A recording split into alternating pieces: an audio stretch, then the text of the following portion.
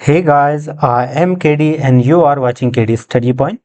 आज की इस वीडियो में हम टीचिंग एप्टीट्यूड के टॉप 50 क्वेश्चंस हम यहाँ पर हल करेंगे। ये प्रीवियर ईयर क्वेश्चन पेपर है। ये आपका BEd entrance exam, DElEd entrance exam के लिए काफ़ी बेनिफिशियल रहेंगे।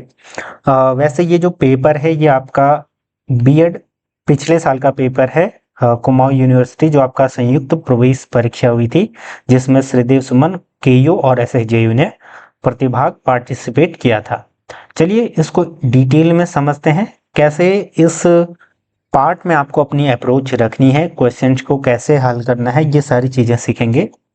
So the first question is, paper आपका बाइलिंगुअल मोड में है, जो जिसमें सुटेबल हो या कंफर्टेबल हो उसमें आप पढ़ सकता है। ठीक है, तो 101 क्वेश्चन है first, while preparing time table for school और teacher should keep in mind, यानी कि विद्यालय के लिए समय सारणी का निर्माण करते समय अध्यापक को ध्यान रखना चाहिए, यानी कि क्या बातें हैं या कौन कौन सी ऐसी बातें हैं जिनको ध्यान में रखना चाहिए।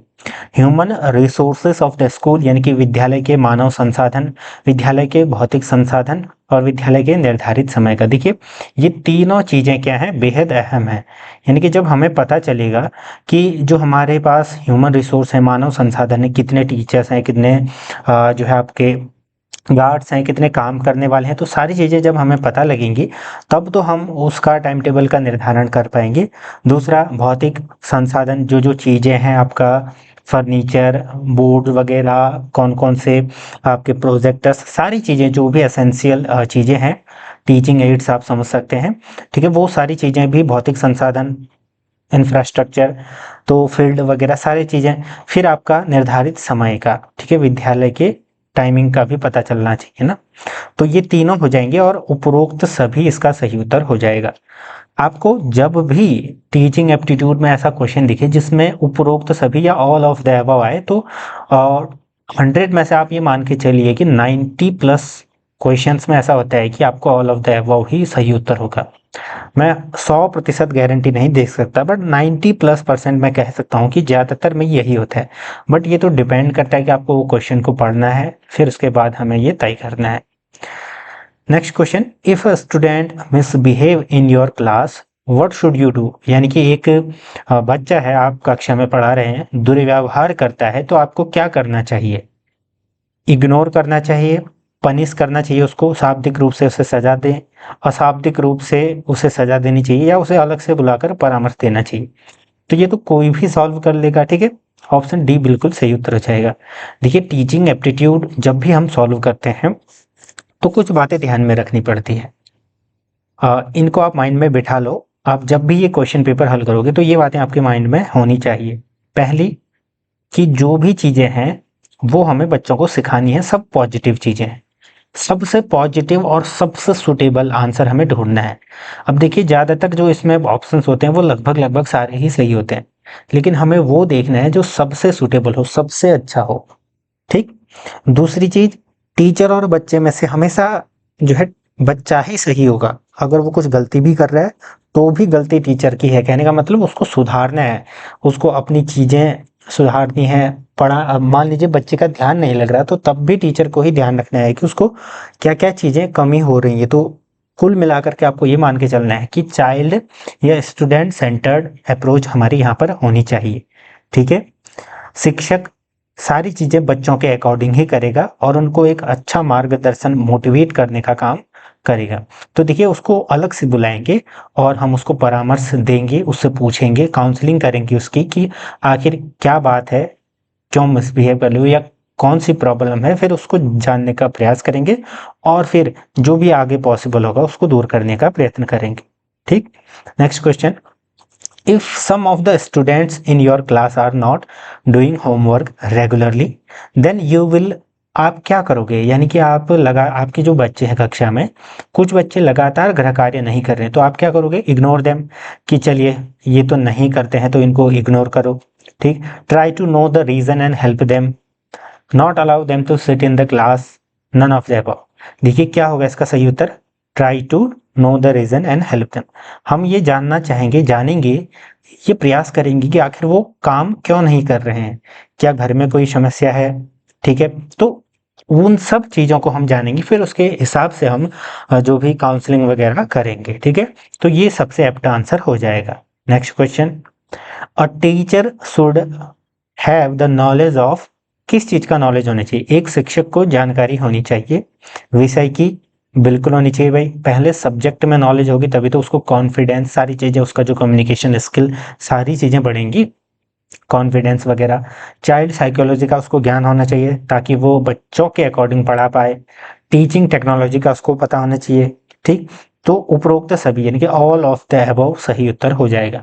मैंने अभी आपको क्या बताया था कि ऐसे क्वेश्चन जब भी मिले तो ज़्यादातर टीचिंग एप्टीट्यूड की मैं स्पेशली बात कर रहा हूँ, उसमें ऑल ऑफ द अबव होते हैं मोस्ट ऑफ द टाइम, ठीक। Next question, what is the use of text book in class? यानी कि जो हमारी टेक्स्ट बुक चलती है, पाठ्य पुस्तक, उनका क्या कार्य है या उपयोग है? सीखने के उद्देश्यों को प्राप्त करना, या टू अचीव लर्निंग ऑब्जेक्टिव्स, ठीक। To delimit what is to be taught, यानी कि जो सिखाया जाना है उसे परिसीमित करना, तो ये तो वैसे ही गलत हो जाएगा, ठीक है। To explain ideas and concept, idea और कॉन्सेप्ट को एक्सप्लेन करना, ये भी होता है, बट देखिए जो सबसे एप्ट आंसर होगा वो क्या होगा? सेट न्यू स्टैंडर्ड्स, तो ऑप्शन ए सही उत्तर हो जाएगा। कहने का मतलब टू अचीव लर्निंग ऑब्जेक्टिव्स, देखिए जो हम सीख रहे हैं उनके उद्देश्यों को प्राप्त करना, ठीक है। सीखने के उद्देश्यों को प्राप्त करना हमारा मोटिव रहता है टेक्स्ट बुक का उपयोग करने पर। Next question, learning in the mother tongue helps a student to dash the subject matter, यानी कि जो मातृभाषा में सीखना एक छात्र को विषय वस्तु के डैश में मदद करता है। कहने का मतलब क्या? इंटरप्रेट करने में या व्याख्या करने में, उसको समझने और उसकी व्याख्या करने में। क्रिएट न्यू नॉलेज, नए ज्ञान को पाने में। रिप्रोड्यूस, पुनः प्रस्तुत करने के लिए। देखिए सारी चीजें होती हैं, लेकिन जो सबसे मोस्ट एप्ट होगा वो होगा इजीली कॉम्प्रिहेंड, यानी कि आसानी से समझ सके। देखिए जब हम कुछ भी चीज है आसानी से उसको समझ पाएंगे तब तो वो किसी दूसरे को बता पाएंगे, उसके विषय में और ज्यादा सोच पाएंगे, तो ये हमारा सबसे क्या हो जाएगा? सही उत्तर हो जाएगा, ठीक। तो देखिए जिस हिसाब से हम क्वेश्चन सॉल्व कर रहे हैं, आपको पता लग रहा होगा कि हमें इसमें कौन सी अप्रोच लगानी है, कैसे क्वेश्चन को देखना है, ठीक। ये ध्यान में रखना। Teaching aids are useful because, ठीक है, जो टीचिंग एड्स होते हैं वो यूजफुल होते हैं, क्यों? शिक्षण सामग्री उपयोगी है क्योंकि शिक्षक के काम में मदद करते हैं। Help teachers work, activate all senses, यानी कि सारी इंद्रियों को सक्रिय करते हैं। Help student to be attentive, make learning more meaningful. देखिए मैंने आपको क्या बताया, इसमें जो क्वेश्चन है ऑप्शंस आपको सारे ही सही लगेंगे और एक्चुअल में है भी। देखिए टीचिंग एड क्या करते हैं? हेल्प टीचर की हेल्प करते हैं, बिल्कुल करते हैं। एक्टिवेट करते हैं सभी सेंस को, बिल्कुल करते हैं। मान लीजिए आप वीडियो के माध्यम से, प्रोजेक्टर के माध्यम से पढ़ा रहे हो तो हमें ऑडियो भी सुनाई भी दे रही है, दिखाई भी दे रहा है, तो सारी इंद्रियां एक्टिवेट हो रही है ना मोस्ट ऑफ द, तो ये भी होगा। Help student to be attentive, वो ध्यान से चौकस होकर के सुनेंगे। लेकिन इसका जो सही उत्तर होगा वो होगा मेक लर्निंग मोर मीनिंगफुल, ठीक है। अधिगम को अधिक सार्थक बनाते हैं, यानी कि जो चीजें हैं वो और ज्यादा काम करेंगी, कहने का मतलब, ठीक है। Next question, teachers classroom behaviour should be good because, क्यों? क्यों होना चाहिए? शिक्षक का कक्षा कक्ष व्यवहार अच्छा होना चाहिए, क्यों? It will set an example, ये एक एग्जाम्पल सेट करेगा कि आपके शिक्षक इस प्रकार से हैं तो आपको भी वैसे ही बनना है, ठीक है। ये कुछ हद तक हम कह सकते हैं। Students will be more attentive, ठीक है, क्या होंगे? अधिक चौकस होंगे। वातावरण होगा, हमारा एनवायरनमेंट होगा, उससे क्या होगा? वो एक सीखने के अनुकूल बनेगा, ठीक, ताकि ज्यादा से ज्यादा सीख पाए। तो सबसे सही उत्तर हो जाएगा ऑप्शन सी, कि टीचर का जो क्लासरूम बिहेवियर है वो अच्छा होना चाहिए ताकि जो हमारा सीखने का एनवायरनमेंट है वो अच्छा हो, बन पाए, बच्चे भी खुश हों, बच्चों को ये लगे कि हाँ इस माहौल में हम सीख सकते हैं और वो खुशी खुशी उस चीज को एंजॉय करें। Next, teacher training is necessary because, देखिए शिक्षक प्रशिक्षण आवश्यक है, क्यों? शिक्षण कौशल बढ़ाने के लिए। Understand method of school organisation, यानी कि स्कूल संगठन के तरीकों को समझने के लिए। विषय ज्ञान को बढ़ाने के लिए। तो जो टीचर की ट्रेनिंग है वो इन सभी के लिए है, ठीक है। देखिए टीचर ट्रेनिंग होगी तो शिक्षण कौशल बढ़ाने के लिए, ठीक है, जो हमें टीचिंग स्किल्स हैं वो बढ़ेंगी ना, एनहेंस होंगी स्कूल संगठन के तरीकों को समझने के लिए। अब देखिए कौन सा ऑर्गेनाइजेशन किस प्रकार से काम करता है, क्या क्या चीज़ें हैं वहाँ पर, वो सारी चीज़ें भी समझने में हमें मदद कर मिलती है। अपग्रेड नॉलेज, तो नॉलेज तो वैसे भी अपग्रेड होगा, ठीक है। कुछ भी चीज़ हम सीखते हैं तो ऐसी चीज़ें क्या होती है, एड ऑन होते हुए चलती हैं, ठीक है। तो ऑल ऑफ द अबव हो जाएगा, ठीक। Next question, study of dash improves a student's ability to experiment and analyse, ठीक है। डैश के अध्ययन से छात्रों के प्रयोग और विश्लेषण की क्षमता में सुधार होता है। देखिए कौन सा सब्जेक्ट, देखिए जब हम हिस्ट्री पढ़ते हैं तो हमें फैक्ट्स वगैरह पता चलते हैं, बैक हिस्ट्री में क्या चीज़ें हुई वो पता लगता है, ठीक। लैंग्वेज से हमें भाषा का ज्ञान, दूसरों की बातों को समझ पाते हैं। मैथमेटिक्स से हम कैलकुलेशन, न्यूमेरिक्स से बहुत सारी चीज़ें सीख लेते हैं। लेकिन जो साइंस है, साइंस से क्या होता है कि एबिलिटी, हम एक्सपेरिमेंट भी करते हैं, उसको एनालाइज भी करते हैं, फिर हम क्या करते हैं, जैसे एनालाइज करेंगे तो फिर हम कुछ रिजल्ट कंक्लूजन भी देते हैं, तो बहुत सारी चीज़ें होती हैं। तो ये हमारा सही उत्तर हो जाएगा किसमें, साइंस में। यानी कि साइंस में हम इन सब चीज़ों को सीखते हैं, एक्सपेरिमेंट करते हैं, एनालाइज करते हैं, कंक्लूजन देते हैं बहुत बार, ठीक है। कुछ चीज़ें गलत होती है तो हम उनको कॉन्ट्रडिक्ट भी करते हैं। Next question, the main M of teaching should be, यानी कि पढ़ाने का, टीचिंग का जो मेन एम होना चाहिए, उद्देश्य क्या होना चाहिए, to develop only thinking, to develop only reasoning, both A and B, ठीक है। यानी कि जो हमारी सोच है, सोच भी हमें विकसित करनी है, ठीक है। अब सोच जैसे विकसित होगी, तो सोच जैसे विकसित होगी तो उसके बाद तर्क भी तो कर पाएंगे हम। तो सोच यानी कि थिंकिंग और रीजनिंग दोनों हमको बढ़ानी है। हम सिर्फ सोच ही सोच बढ़ाएंगे तो फिर क्या, आपका जो तार्किकता होगी, रीजनिंग एबिलिटी होगी वो कम होगी। तो दोनों हमको बढ़ानी है, क्योंकि दोनों एक दूसरे से एक तरीके से समझ सकते हो आप, कोरिलेट करती हैं। जब हम तार्किक होंगे तो हम और ज्यादा सोच पाएंगे, और जब हम ज्यादा सोचेंगे तो हम थोड़ा सा तार्किक हो सकते हैं, ठीक। An effective teacher is one who can control the class, ठीक। मोटिवेट स्टूडेंट टू लर्न, ठीक है, motivate students to learn, correct the assignment और carefully, give more information in less time, यानी कि कम समय में अधिक जानकारी देता है। तो देखिए जो एक प्रभावी शिक्षक कौन कहलाएगा, कि आप किसी को मोटिवेट कर पा रहे हो, ठीक, ठीक है। तो ऑप्शन बी, यानी कि आप किसी जिस कक्षा को भी आप पढ़ा रहे हो वहां पर बच्चों को अगर आप मोटिवेट कर पा रहे हो सीखने के लिए, स्वयं से या कहीं से भी सारी चीजें आप सिखा पा रहे हो, तो ये सबसे बड़ा क्या होगा, उसका जो है बेनिफिट रहेगा। कहने का मतलब एक इफेक्टिव टीचर वो कहलाएगा। देखिए कंट्रोल क्लास, ये सारे इनके पार्ट हैं। कहने का मतलब जो मुख्य उद्देश्य होना चाहिए वो ये होना चाहिए। अगला question, the main objective of teaching at higher education level, यानी कि जो हायर एजुकेशन में हमको पढ़ाने का, एजुकेशन देने का, शिक्षा का मुख्य उद्देश्य क्या होता है, नई जानकारी देने के लिए। देखिए नई जानकारी तो हर लगभग लेवल में मिलती है। आप जब बच्चे होते हैं तब भी नई जानकारियां दी जाती हैं। छात्रों को परीक्षा पास कराने के लिए तैयार करना, तो ये तो हम बचपन से ही हो रहे हैं, ये भी नहीं होगा। To develop the capacity to take decisions, यानी कि डिसीजन, निर्णय लेने की क्षमता, ठीक है, निर्णय लेने की क्षमता का विकास करना। तो ऑप्शन सी बिल्कुल सही उत्तर हो जाएगा, ठीक।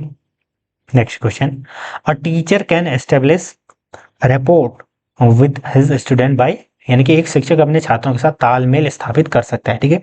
किस प्रकार से कर सकता है, एक गाइड की भूमिका निभाकर, becoming a figure of authority, देखिए अथॉरिटी करके आप खुद को सत्ता की मूर्ति समझ करके तो आप जो है खुद को क्या नहीं कर सकते, तालमेल नहीं बैठा सकते। तो बच्चे भी फिर एक तरीके से विद्रोह टाइप की स्थिति बन जाती है ना। आपने देखा होगा जब 11वीं 12वीं के बच्चों को आप थोड़ा सा डांट देते हैं या कुछ ज्यादा आप एग्रेसिव हो जाते हैं तो बच्चे भी उस वे में आते हैं, वैसे ही रेस्पॉन्ड करते हैं, ठीक। तो हमें ये तो बिल्कुल नहीं करना है। Becoming a friend to the student, देखिए ये कुछ हद तक सही कह सकते हैं, बट बड़े बच्चों में हम ऐसा भी नहीं है। ज्यादा अगर आप फ्रेंडली हो गए तो फिर उसका प्रभाव उतना नहीं रहता, ठीक है। वैसे आज के समय में हम कह सकते हैं कि फ्रेंडली भी होना है। इम्प्रेसिंग, ठीक है, students with knowledge and skill, यानी कि ज्ञान और कौशल के छात्रों को प्रभावित करके, ठीक। तो ऑप्शन ए हो जाएगा, उसको एक गाइड की तरह, आपको एक गाइड की भूमिका निभानी है, जो जब भी पथ में कोई भी कठिनाई आएंगी, जहां पर वो अटकेंगे, उनको एक रास्ता दिखाना हुआ, और हर बार यानी कि जिस मोड़ पर भी उनको ज़रूरत होगी वहाँ पर आपको हेल्प करनी है गाइड की तरह। आपने देखा होगा ना गाइड, जैसे मूवीज में भी या कहीं पर भी आप जाते हो, मान लीजिए कहीं टूरिस्ट प्लेस में आप जाते हो तो गाइड सारी चीजें बताता है उस जगह के बारे में। पूरी जिम्मेदारी उसकी होती है जब तक आप वो पूरी यात्रा आप पूरी नहीं कर लेते हो। तो उस प्रकार से आप समझिए, जब तक आप छठी से लेकर 12वीं तक या जब भी आप पढ़ रहे हो उस शिक्षक के हाथ में है पूरा। Education is a powerful instrument of, एक शक्तिशाली साधन है किस चीज का? सोशल ट्रांसफॉर्मेशन, बिल्कुल। कल्चरल, ठीक। पर्सनल, तो सही है, ठीक है। सामाजिक, आपका सांस्कृतिक और व्यक्तिगत तो होता ही है। तो ऑल ऑफ द अबव सही उत्तर हो जाएगा, ठीक है। अब धीरे धीरे आपको क्या लग रहा होगा कि जो मैंने आपको फर्स्ट में ही बताया था शुरू में कि जहां पर भी ऑल ऑफ द अबव होता है उसमें ज्यादातर बार आपका क्या आंसर यही आता है। आपने देखिए अभी तक हमने 4 या 5 क्वेश्चन ऐसे देखे और उनमें ऑल ऑफ द अबव ही है। वैल्यू एजुकेशन इज इम्पॉर्टेंट, यानी कि मूल्य जो शिक्षा दी जाती है वो, अब देखिए एनईपी में तो इसको और बढ़ाया गया है। इनकलकेशन ऑफ वर्च्यू, यानी कि जो गुण है वांछनीय गुणों के बढ़ाने के लिए, इनकलकेट करने के लिए। Making student healthy, making a student to get a job, all round development of personality. देखिए सारी चीजें हैं लेकिन इसका सही उत्तर होगा वांछनीय गुणों के समावेश के लिए, ठीक। यानी कि जैसे हम वैल्यू एजुकेशन देते हैं किसी स्पेसिफिक पर, मान लीजिए हम किसी चीज पर देना चाहते हैं वैल्यू एजुकेशन, जैसे पुराने धर्म या एथिक्स पर, तो हम उन चीजों को, किसी वांछनीय गुणों को जोड़ना चाह रहे हैं ना उस बच्चे में। जैसे हम वैदिक शिक्षा देना चाह रहे हैं तो हम उसमें वैदिक कालीन जो भी गुण थे उन सभी को जोड़ना चाह रहे हैं ना, बच्चे में लाना चाह रहे हैं, तब हम दे रहे हैं। तो ये आप समझ सकते हैं। Which among the following gives more freedom to the learner to interact, यानी कि इंटरेक्ट करने के लिए सबसे ज्यादा फ्रीडम देता है? Use of film, lectures bye expert, small group discussion. देखिए जहां पर डिस्कशन आ जाए, संप्रेषण, व्याख्यान, तो समूह चर्चा आपका सही उत्तर हो जाएगा सी, ठीक। तो स्मॉल ग्रुप और डिस्कशन, यानी कि चर्चा परिचर्चा आपकी होनी चाहिए, तो ये सही उत्तर हो जाएगा। देखिए फिल्म में भी बच्चे इंटरेस्ट लेंगे बट जरूरी नहीं है कि हर फिल्म हर बच्चे को पता लगे, अच्छी लगे। बट लेक्चर्स में तो आप समझते हैं थोड़ी देर में बोर हो ही जाते हैं। ग्रुप डिस्कशन में क्या होगा कि जो बच्चा जो बोलना चाहेगा, जिस प्रकार के बच्चे से बोलना चाहेगा उस हिसाब से वो बातें करेंगे और अपने जो व्यूज हैं, थॉट्स हैं, उनको आगे रख पाएंगे। Next, the essence of an effective classroom environment is, यानी कि जो एसेंस है, मूल तत्व, प्रभावी आपका कक्षा वातावरण का क्या है? स्ट्रिक्ट डिसिप्लिन, यानी कि कठोर अनुशासन। पिन ड्रॉप साइलेंस, ठीक है, यानी कि पूर्णतः शांति।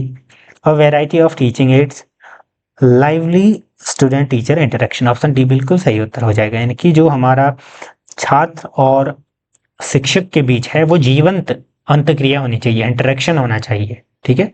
बच्चे भी ना झिझके, जो भी पूछना चाहे शिक्षक से, शिक्षा से रिलेटेड या अपने जीवन से रिलेटेड, और टीचर भी उनको अच्छा खुशी खुशी बताए, और टीचर इतनी अथॉरिटी दे बच्चों को कि वो इस लायक हों कि आपके कक्षा में वो आसानी से, सहज भाव से, ठीक है, इस बात को ध्यान में रखना, सहज भाव से अपनी बात को बता सके। Interaction inside the classroom should generate from, कहाँ से? आइडियाज, आर्ग्यूमेंट, इंफॉर्मेशन और कंट्रोवर्सी। तो आइडियाज यानी कि विचारों से किसी भी इंटरेक्शन का क्या होना चाहिए? जन्म होना चाहिए, ठीक है, अंतक्रिया उत्पन्न होनी चाहिए। A teacher is non successful if impart knowledge to their student, help student to become a good citizen, prepare student to pass the examination, prepare subject matter in well organised manner. देखिए ये सारी चीजें तो उसको करनी ही है, लेकिन जो सबसे एप्ट होगा कि क्या होगा, छात्रों को एक अच्छा नागरिक बनने में अगर वो सहायता कर पाता है तो हम क्या कहेंगे? टीचर ये है, ठीक है, इसका ध्यान रखना।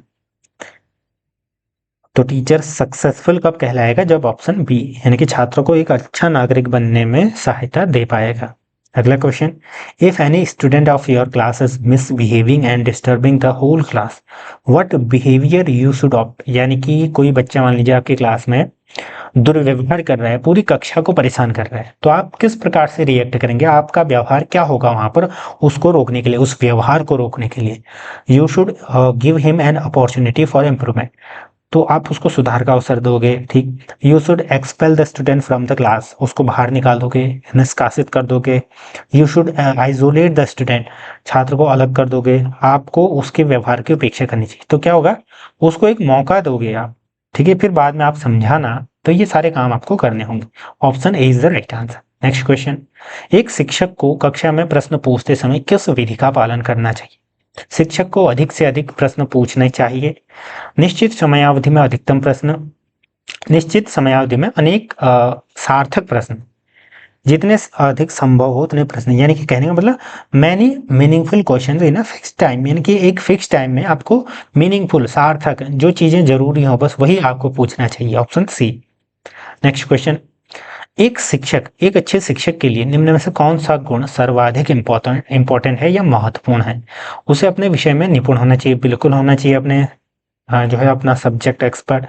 उसे हमें हमेशा अच्छे कपड़े पहनने चाहिए, यानी कि वेल ड्रेस्ड होना चाहिए। देखिए ये होना चाहिए बट जरूरी नहीं है कि होना ही चाहिए, ठीक है।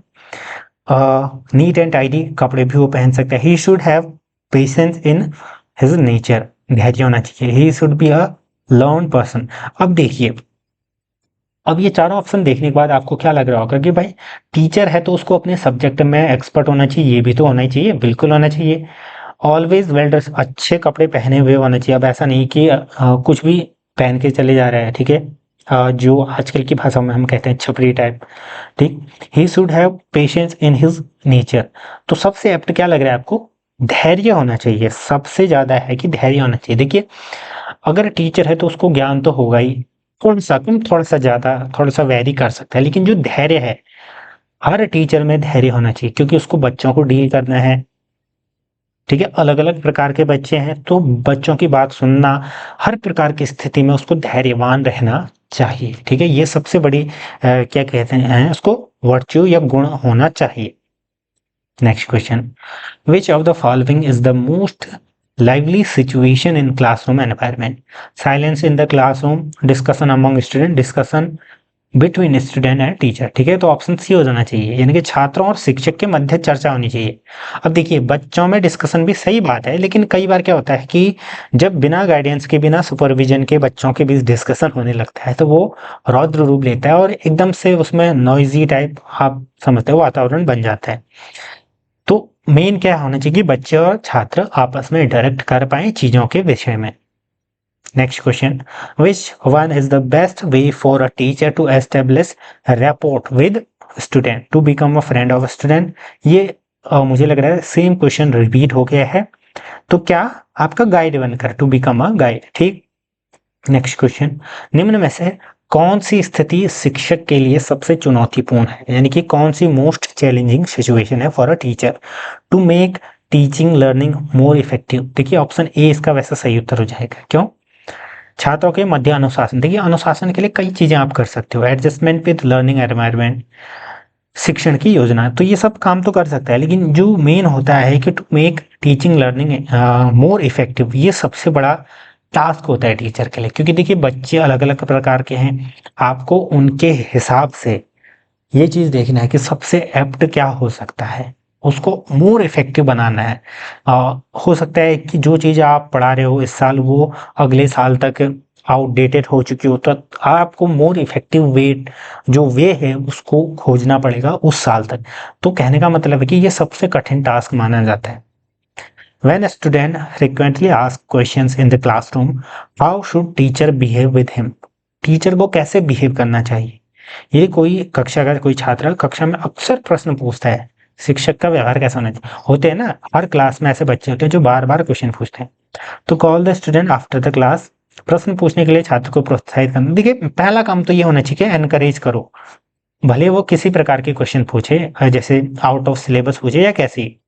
अब ज्यादा ही आउट ऑफ पूछे तो फिर आप उसको अलग से बुला करके पूछ सकते हैं कि बेटा इनको हम क्लास के बाद देखेंगे, इस प्रकार से आप रेमेडियल, इस प्रकार से आप कह सकते हैं, बट उसको प्रोत्साहित ही करना है, क्योंकि क्वेश्चन पूछना बच्चों के लिए एक अच्छी बात है। What will you do if your student do not take interest in study? कि पढ़ने में अगर रुचि नहीं ले रहे हैं तो आप क्या करोगे? You will try to make your teaching more interesting, you will ignore the situation, you will try to challenge your teaching method, ठीक है, अपने शिक्षण विधियों को बदलने का प्रयास करेंगे। आप इसका कारण जानने का प्रयास करेंगे। देखिए, सबसे पहला काम होना चाहिए कि इसका कारण जानेंगे कि आखिर बच्चे क्यों नहीं उसमें इंटरेस्ट ले रहे हैं। अगर उसमें ये पाया गया या ऐसा लगे कि जो आपका पढ़ाने का ढंग है वो उतना इंटरेस्टिंग नहीं है, तो आप उसको इंटरेस्टिंग बनाओगे। ठीक है, तो पहला काम यही होगा कि जानने का प्रयास करेंगे। Next question, if the student is not able to answer a question, then what should a teacher do, यानी कि टीचर को क्या करना चाहिए। मान लीजिए आपने किसी बच्चे को क्वेश्चन पूछा खड़े होकर के, अब उसको क्वेश्चन नहीं आया, तो आप क्या करोगे? या तो उसको थोड़े से हिंट दोगे, उसको थोड़ा सा बताओगे, रीइंफोर्समेंट दोगे, ठीक है, या उससे कम स्तर के क्वेश्चन पूछोगे। आस्क इजियर क्वेश्चन, पनिश तो नहीं करता है कभी भी हो, ठीक है। पास द क्वेश्चन, देखिए पास कर दोगे तो इससे ऐसा होगा कि बच्चा खुद को गिल्टी टाइप समझेगा और ऐसा लगेगा उसको कि वो डिमोटिवेट होगा कि मुझे तो बिल्कुल नहीं आता था। ठीक है, ask the student to sit down and tell the correct answer. ठीक है, तो सबसे अच्छा क्या होगा कि आस्क इजियर क्वेश्चन, उसको मान लीजिए वो नहीं आ रहा तो उससे कम स्तर का क्वेश्चन पूछिए जो उसको आ सके। अब आप टीचर हो तो इतना तो पता लग ही जाएगा। Option A. Next, which one of the following shows the self-confidence of a teacher? Social behavior, personality, authority of subject, richness. देखिए, authority of the subject यहाँ पर सही उत्तर हो जाएगा। यानी कि विषय वस्तु पर अधिकार का क्या मतलब हुआ कि आपकी जो विषय वस्तु है, मान लीजिए मैथ्स के टीचर हो तो आपकी मैथ्स में कमांड कैसी है। जितनी अच्छी आपकी मैथ्स में कमांड होगी आप उतने ही कॉन्फिडेंट होंगे, आपका जो कम्युनिकेशन लेवल है वो उतना ही अच्छा दिखेगा। ठीक है, respective of the language, Hindi अंग्रेजी कोई भी भाषा हो। ठीक है, तो इस प्रकार से आपको इन क्वेश्चन से डील करना है। What is the most important thing in a class in reference to a teacher, statement given by the teacher. देखिए, कक्षा में सबसे महत्वपूर्ण बात होती है कि शिक्षक द्वारा दिया गया वक्तव्य, क्योंकि बच्चे उसका अनुसरण करते हैं। ठीक है, उसको रेप्लिकेट करते हैं। तो सबसे महत्वपूर्ण बात है कि आप ऐसी बात ना करें जो गलत हो या जो खराब हो। Next, the objective of organizing cocurricular activities in school should be, जो पाठ्य सहगामी गतिविधियां होती है उनका उद्देश्य क्या होता है? उनका उद्देश्य होता है छात्रों में विभिन्न कौशलों के विकास के लिए, for the development of different skills among students. ठीक, next question, as a teacher which quality do you consider as the most important quality of student. एक शिक्षक होने के नाते आप छात्र में किस गुण को सर्वाधिक महत्वपूर्ण मानेंगे? उनमें इंडिपेंडेंट, ठीक है, थिंकिंग स्किल को बढ़ाना, यानी कि स्वचिंतन जो आपका कौशल है उसको बढ़ाना, ये इसका सही उत्तर हो जाएगा। बाकी देखिए, humanity in nature, obedient in behaviour, trust on friend, ये सब चीज भी हैं, ये सेकेंडरी है, लेकिन जो प्राइमरी होना चाहिए हमारा कि वो खुद से स्वतंत्र चिंतन कर पाए। अगर वो इस काबिल बन गया तो फिर ये चीजें धीरे धीरे एड ऑन होते हुए जाएंगी। ठीक है, किस पद्धति से शिक्षण में छात्रों की अधिकतम भागीदारी संभव है? व्याख्यान, डिस्कशन, कथन, कहानी। देखिए, लेक्चर मेथड में क्या होगा कि टीचर आगे जाएगा, अपना जो भी सामग्री लाएगा बुक से लेक्चर के थ्रू पढ़ा देगा। ठीक है, डिस्कशन, नरेशन में क्या होगा कि किसी चीज को नरेट करेगा, कथन बताएगा, उसके बाद स्टोरी टेलिंग, उसको स्टोरी की तरह बताएगा। ठीक है, जैसे हम बोलते हैं एक जंगल में ये था, उस टाइप से। ठीक, मेन क्या हो जाएगा डिस्कशन मेथड, यानी कि परिचर्चा, हम परिचर्चा करवाएंगे, चाहे वो बच्चों और टीचर में हो या बच्चों में आपस में ही हो। ठीक, निम्न में से कौन सा कथन सीखने की प्रक्रिया के लिए सही है? सीखना अधिगम औपचारिक परिस्थितियों में होता है, सीखना अधिगम अनौपचारिक में होता है, यानी कि learning occurs in formal situations, informal situation. देखिए, सबसे पहले तो ये समझिए कि फॉर्मल और इनफॉर्मल सिचुएशन क्या है। फॉर्मल सिचुएशन मतलब, फॉर्मल मतलब औपचारिक, औपचारिक, औपचारिक का मतलब ये हुआ कि जो शिक्षा आपको स्कूल, किसी इंस्टीट्यूट, एडमिनिस्ट्रेशन में दी जाती है वो सब क्या कहलाएगी? औपचारिक शिक्षा। और दूसरा इनफॉर्मल, यानी कि जो आप घर में सीखते हो, जो आप मंदिर में सीखते हो, जो आप जहां भी जाते हो, आप बस में कहीं चल रहे हो तब सीख रहे हो, तो जहां भी जा रहे हो पूरे लाइफ लॉन्ग जो सीख रहे हो वो इनफॉर्मल एजुकेशन कहलाती है, अदर देन स्कूल वगैरह में। तो क्या, क्योंकि लर्निंग जीवंत प्रक्रिया है, यानी कि लाइफ लॉन्ग प्रोसेस है, तो इसका मतलब क्या है, लर्निंग आपका फॉर्मल भी होना चाहिए और इनफॉर्मल भी। तो ऑप्शन सी बिल्कुल सही उत्तर हो जाएगा। Next question, if you ask a question in your class a student gives incomplete answer, what will you do? क्या करोगे? Reject the answer, reframe the question, provide the reinforcement ना। किसी ने जैसे मान लीजिए आपने कुछ क्वेश्चन पूछा, ठीक है, आपने बोला पृथ्वी के सबसे नजदीक ग्रह कौन सा है, तो उसने मान लीजिए थोड़ा सा ग्रहों के बारे में बता दिया, तब भी आप उसको क्या बोलोगे? पुनर्बलन दोगे, ठीक है, रेइंफोर्समेंट करोगे, ठीक है, उसको कुछ हिंट दे करके बोलोगे, या बिल्कुल बच्चा आपने बहुत अच्छा बताया, इस प्रकार से कोशिश अच्छी थी, या इस प्रकार से बोलोगे, ठीक है, ये आपको रेइंफोर्समेंट करना पड़ेगा। Next, what is the main purpose of homework? Homework का मेन पर्पज क्या होता है? इसका पर्पज हुआ कि बच्चों में जो हैबिट है सेल्फ स्टडी की वो विकसित की जाए, ताकि वो घर में जाकर के स्टार्टिंग में वो होमवर्क करेंगे, लेकिन धीरे धीरे क्या होगा कि उनको लगेगा कि मेरा एक जो समय है घर जाने के बाद वो पढ़ाई में खर्च होना चाहिए। A teacher should inculcate moral values among student for their physical, mental, emotional development, all of the above हो जाएगा, ठीक है। नैतिक मूल्यों का सृजन किया जाना चाहिए। उससे क्या होता है, देखिए नैतिक मूल्य ना, मॉरल जो वैल्यूज होते हैं, फिजिकली भी आप स्ट्रांग बनते हो और आपका डेवलपमेंट होगा, मेंटली, इमोशनली, सारी चीजों में होता है। For effective communication in class, यानी कि जो एक इफेक्टिव संप्रेषण के लिए, कम्युनिकेशन को हिंदी में क्या कहते हैं? संप्रेषण, ठीक है। क्या एबिलिटी होनी चाहिए? मैनेज क्लासरूम कम्युनिकेशन, ठीक, transfer the knowledge, use the body language. देखिए एक शिक्षक है तो उसका जो कक्षा संप्रेषण होना चाहिए, कक्षा में जो क्लासरूम कम्युनिकेशन होना चाहिए वो अच्छा होना चाहिए, व्यवस्थित होना चाहिए। ऐसा नहीं कि कोई भी बच्चा कभी भी बोल रहा है, जब बच्चे बोल रहे हैं तो अपनी बारी से बोलें, हाथ खड़ा करके बोलें, एक अच्छा एटिकेट होना चाहिए, ठीक। ट्रांसफर ऑफ नॉलेज, ये तो काम है ही शिक्षक का। यूज द बॉडी लैंग्वेज, देखिए अब हाव भाव कैसे शिक्षक पढ़ाना चाह रहा है, हाथ किस प्रकार से वो घुमा रहा है, ठीक है, कैसे किसी को इंडिकेट कर रहा है, ये सब आपको अच्छे से ध्यान में रखना पड़ता है। तो ऑल ऑफ द अबव।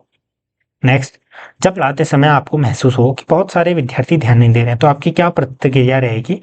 इसका मतलब क्या है? आप शिक्षण विधि में परिवर्तन करेंगे। क्योंकि देखिए अगर एक बच्चा मान लीजिए ध्यान नहीं दे रहा, तो हम कह सकते हैं कि उस बच्चे में कोई दिक्कत हो सकती है, तो हम बाद में जानेंगे। बट लेकिन मोस्ट ऑफ द क्लास या पूरी क्लास ही ध्यान ना दे रही हो, तो उसका मतलब है कि या तो आपने अच्छा टॉपिक नहीं पकड़ा है, या आप अच्छे से पढ़ा नहीं रहे हो। After entering the class, what would you like to do at first? सबसे पहले हम क्या करेंगे? सबसे पहले हम देखेंगे कि कक्षा को व्यवस्थित करेंगे, कहने का मतलब मैनेज करेंगे। मान लीजिए कोई कुर्सी अस्त व्यस्त है तो उसको सही करवाएंगे, बच्चों को सही ढंग से बैठाएंगे। तो मतलब सबसे पहले आपको व्यवस्थित करना है, चौक, डस्टर सारे प्रॉपर हैं या नहीं, तो ये मेन काम है। उसके बाद आप बच्चों से इंटरेक्ट करोगे, फिर ब्लैक बोर्ड में लिखोगे, फिर पढ़ाना उसके बाद है। Teachers relationship with student should be good as, यानी कि शुड बी गुड एज कैसे होनी चाहिए? फील कंफर्टेबल इन क्लास, विद्यार्थी कक्षा में सहज महसूस कर पाए, वे उनके द्वारा पढ़ाए गए विषय को पसंद करें, सीखने का वातावरण निर्मित हो, यानी कि लर्निंग एनवायरनमेंट डेवलप हो। तो उपरोक्त सभी। Option D. To be an effective teacher, और टीचर शुड यूज, क्या करना चाहिए? टेक्स्ट बुक मेथड, व्याख्यान, वेरियस इनोवेटिव। देखिए इनोवेटिव मेथड्स मैंने अभी आपको क्या बताया, देखिए आज जो मेथड है वो आपके लिए इनोवेटिव हो सकती है, लेकिन अगले साल ही हो सकता है कि वो आउटडेटेड हो। तो हमें हर बार इनोवेटिव नई नई चीजें जब जब चल रही हो, वो सारी चीजें इंक्लूड करनी चाहिए अपनी मेथड में, टीचिंग स्किल में, टीचिंग एड्स में, ठीक। If you are teaching in the class and a student suddenly ask you question, यानी कि आस्क क्वेश्चन, यू विल, आपको एक क्वेश्चन पूछा उसने सीधे ही, आप पढ़ा रहे हैं, तो आप क्या करोगे? Answer the question, encourage to search answer himself. कहने का मतलब कि आप उसको बोलोगे कि आप खुद से ढूंढो, ठीक है, इनकरेज करोगे, to encourage to search. Next, ठीक है, नेक्स्ट क्वेश्चन है हमारा, if you are teaching in the class and a student suddenly ask question, आपको एक क्वेश्चन पूछता है, आप क्या करोगे? आपकी प्रतिक्रिया क्या रहेगी? आप प्रश्न का उत्तर दोगे, या आप स्वयं उत्तर खोजने के लिए बोलोगे कि encourage to search answer himself, आप खुद से ढूंढिए बोलोगे, so anger for creating disturbance. तो ये तो नहीं करना है, तो इसका सही उत्तर है कि आप पहले तो प्रश्न का उत्तर देंगे, फिर उसको आप प्रोत्साहित करना कि इस प्रकार के जो क्वेश्चन है आप खोजिए, नहीं मिला तो फिर आप मुझसे कह सकते हैं इस प्रकार से। in teaching learning process, which type of activity is used? Speaking, visualizing, writing, तो all of the above। What will you do to develop spirit of learning together among your student. ठीक है, साथ में सीखने के लिए, लर्निंग करने के लिए क्या करोगे आप? छोटे छोटे अध्ययन समूह बनाओगे, बिल्कुल मोटिवेट करोगे स्टूडेंट को, हेल्प ईच अदर। ठीक, change the composition of groups from time to time. तो क्या हो जाएगा? Option D, all of the above. कहने का मतलब छोटे छोटे समूह बनाओगे, बिल्कुल परस्पर सहायता के लिए प्रेरित करोगे, एक दूसरे की बिल्कुल करोगे। दूसरा, समय समय पर जो समूह रचना है, ग्रुप है, उनको चेंज करोगे। हम कई बार क्या करते हैं कि जैसा एक बार ग्रुप बन गया, हम बस वही लेकर के चलते हैं। तो फिर अन्य जो छात्र हैं, मान लीजिए ग्रुप 1 के जो छात्र हैं, ग्रुप 2 से इंटरेक्ट कम हो पाएंगे, तो हम क्या करेंगे? बीच बीच में ग्रुप चेंज भी करेंगे। As a teacher you should have the ability to recognise the individual difference. बिल्कुल होना चाहिए, क्योंकि आप व्यक्तिगत भिन्नताओं को पहचान पाओ कि इंडिविजुअली वो जो इंडिविजुअल डिफरेंसेस होते हैं, यानी कि इंडिविजुअली डिफरेंस पर्सन है, उनको आप पहचान पाओ बच्चों में कि उनमें क्या अलग है। To motivate student for self learning. ठीक है, खुद से पढ़ने के लिए आप प्रेरित कर पाओ। To develop good qualities, all of the above. 149 है, which of the following may be the cause of slow learning. धीमी गति से सीखने का क्या कारण हो सकता है? घर से विद्यालय का दूर होना। अब देखिए, ऐसा भी हो सकता है, क्योंकि देखिए घर से विद्यालय दूर होगा तो उसको आने जाने में ही बहुत ज़्यादा समय लगेगा, थक जाएगा, तो उसका जो सीखने का जो कैलिबर है, कैपेबिलिटी है, वो थोड़ी सी कम हो जाएगी। वो धीरे धीरे सीखेगा, इनकी थकान हो गई तो वो उतना ध्यान नहीं देगा। दूसरा, मूलभूत ज्ञान का अभाव। बेसिक जो नॉलेज है वो भी नहीं हो सकता है। मान लीजिए कहीं गांव से पढ़ करके आ रखा है, तो एकदम से उसको बेसिक नॉलेज नहीं है, तो तब भी वो थोड़ा सा धीरे सीखेगा। सीमित मित्र होना, यानी कि अगर मित्र कम है बचपन में तो भी बच्चा कम सीख पाता है। ठीक है, वो क्वालिटीज डेवलप नहीं हो पाती हैं। तो all of the above. So the last but not the least. ठीक है, 150 क्वेश्चन है हमारा। बाकी मैंने आपको बताया है, आप अगर ज्वाइन मेंबरशिप लोगे यूट्यूब की प्रीमियम मेंबरशिप, तो आपको व्हाट्सएप ग्रुप में जोड़ा जाएगा। आपको लाइव क्लासेस मिलेंगी, गूगल मीट के थ्रू पर्सनल गाइडेंस मिलेगी, वो मैंने आपको बता रखा है। वहाँ पर आप बॉक्स देख लीजिएगा, ज्वाइन करके आप मुझे मैसेज कर सकते हैं, आपको मेरा नंबर मिल जाएगा। ठीक, बाकी फिर हम क्लासेस ऑर्गेनाइज करेंगे। लास्ट क्वेश्चन पढ़ते हैं। Teacher should arrange students in the classroom in such a way that students are close to each other. Students are separated from each other. Teacher can make eye contact with every student. क्या होगा? यानी कि एक शिक्षक को कक्षा में विद्यार्थियों को क्या करना चाहिए? इस तरीके से बिठाना चाहिए कि जो शिक्षक है प्रत्येक विद्यार्थी पर क्या नजर रख सके। ठीक है, ऑप्शन सी बिल्कुल सही उत्तर हो जाएगा, ताकि बच्चे भी कोई गलत एक्टिविटी ना करें। कहने का मतलब ध्यान से वो पढ़ें। और जब भी हो, क्योंकि देखिए आपने देखा होगा कि जब आई टू आई कांटेक्ट होता है तो हमारा ध्यान और अधिक बढ़ता है और हमें समझ में आसानी से आता है। ठीक है, ये आपको ध्यान में रखना है। बाकी आपको जो नंबर है वो कैसे मिलेगा? आपको जो नंबर मिलेगा वो मेंबरशिप लेने के बाद मिलेगा, आप कांटेक्ट कर सकते हैं। मैंने आपको बताया हमारी लाइव क्लासेस भी चलेंगी, जैसे ही फॉर्म है आएंगे, एंड देन आपको अन्य जानकारी वहां पर बता दी जाएंगी वाया व्हाट्सएप। जुड़े रहें, धन्यवाद।